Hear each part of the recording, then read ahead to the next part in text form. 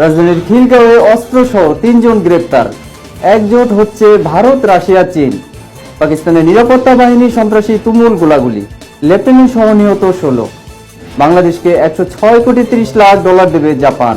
আসসালামু আলাইকুম। Master media টেলিভিশনের দুপুরের সংবাদে আপনাদের সবাইকে আমন্ত্রণ জানাচ্ছি আমি শওকত হোসাইন। এতক্ষণ শুনছিলেন প্রধান সংবাদের শিরোনামগুলো, এবারে বিস্তারিত। রাজধানীর খিলগাঁও থানাধীন নিউ রসুলবাগ এলাকা হতে অস্ত্রসহ 3 জনকে গ্রেপ্তার করেছে র্যাব। বৃহস্পতিবার সন্ধ্যায় রাজধানীর খিলগাঁও থানাধীন নিউ রসুলবাগ আলহাজ গ্রুপের টিনের ঘরের ভেতরে অভিযান পরিচালনা করে তাদের গ্রেপ্তার করে র্যাব 3-এর একটি দল।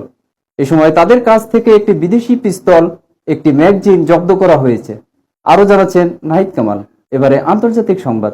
চলতি মাসের শুরুর দিকে রুশ পররাষ্ট্রমন্ত্রী সের্গেই ল্যাভরভ বলেন, ভারত ও চীনের মধ্যে পশ্চিমারা সংঘর্ষ বাঁধানোর চেষ্টা করছে। ল্যাভরভ দাবি করেন, ভারত চীনকে একে অপরের বিরুদ্ধে দাঁড় করানোর চেষ্টা করছে পশ্চিমা বিশ্ব।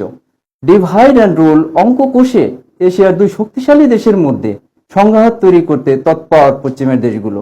আরো দেখুন ডেস্ক রিপোর্টে। এদিকে পাকিস্তানের খাইবার পাখতুনখোয়া এবং বেলুচিস্তান জুড়ে অভিযান চালিয়েছে দেশটির নিরাপত্তা বাহিনী। এতে নিরাপত্তা বাহিনীর 4 সদস্য সহ 16 জন নিহত হয়েছে বলে পাকিস্তানের মিডিয়া উইং এর পক্ষ থেকে বলা হয়েছে। পাকিস্তান আন্তঃবাহিনী জনসংযোগ পরিদপ্তর ISPR এক বিবৃতিতে জানিয়েছে, অভিযানে নিহতদের মধ্যে রয়েছে ভারতীয় প্রক্সি গোষ্ঠীর 12 সন্ত্রাসী। সেই সঙ্গে সন্ত্রাসীদের সঙ্গে তুমুল গুলি বিনিময়ে লেফটেন্যান্ট সহ 4 সেনা শহীদ হয়েছেন। এবারে অর্থনীতি। বাজেট সহায়তা, রেলপথ উন্নয়ন ও অনুদান হিসেবে বাংলাদেশকে $106,30,00,000 সহায়তা দেবে জাপান। আজ টোকিওতে জাপানের প্রধানমন্ত্রীর কার্যালয়ে প্রধান উপদেষ্টা ডক্টর মোহাম্মদ ইউনূস ও জাপানের প্রধানমন্ত্রী শিগেরু ইশিবার মধ্যকার দ্বিপক্ষীয় বৈঠকে আর্থিক সহায়তা অনুমোদন দেয় দেশটি।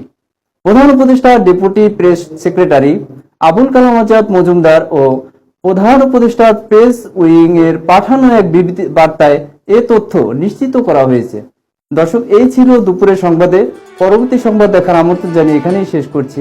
ধন্যবাদ সবাইকে সাথে থাকার জন্য। মাস্টার মিডিয়ার সাথেই থাকুন।